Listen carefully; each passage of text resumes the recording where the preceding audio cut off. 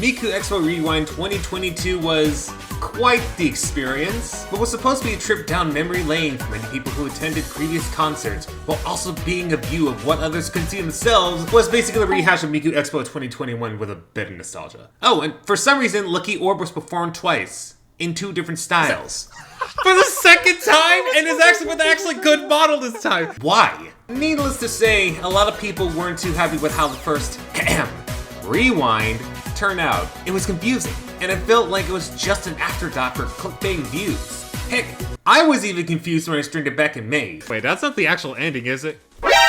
Wait, what? This ending has been the most f***ing confusing thing ever. What the f***?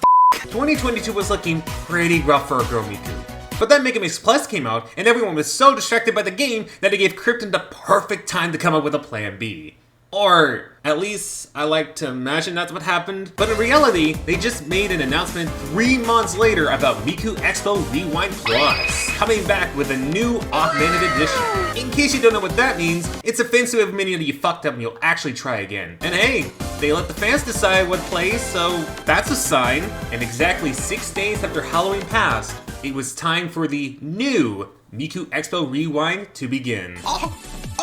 I'll be honest, I wasn't as excited for this rewind, knowing damn well what happened last time, but I was still excited on the day to see if there were any real changes, or if this was another clickbait with a 4th Lucky Orb. I was also going to stream this with viewers, much like how I did with the past 2 online expos. However, I miscalculated time zones and thought the main show started at 7:30 PST and not 6:30. That could have easily been avoided if I just used the clock on my phone and not the crappy online converter!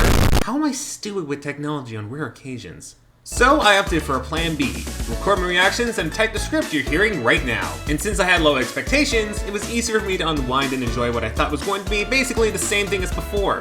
And I was kind of right, but it felt different. And I mean that in a really good way. Yeah, there were the stuff we already saw in the first rewind.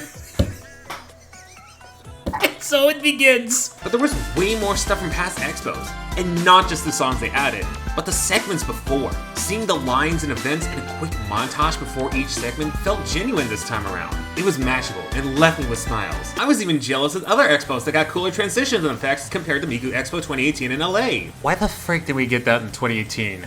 That was freaking sick. And surprisingly enough, I also found myself engaging with the songs as if I was actually there. Well, minus the 2021 stuff because, let's be real, we've seen that shit like 3 times at this point. I actually spent most of that segment on my phone and typing this part of the script up until Luca performed. Listen, I see Luca, I have to acknowledge your presence. I'm a simple man that follows rules. Alright, back to scripting. It all seemed to go by way too fast, but the time had come for the final song. And after showing us highlight, I jokingly said, alright, here we go. Show us the Lucky Orb ending that we've known and loved, apparently. But what they actually ended the show with was way better than I could have ever expected. My jaw dropped as soon as I saw Teleworld transition between all the different expos. It was a simple idea, yes, but it played so well, and it was the perfect ending to a rewind. That's insane. They actually did it. That is so good. Bro. They did it.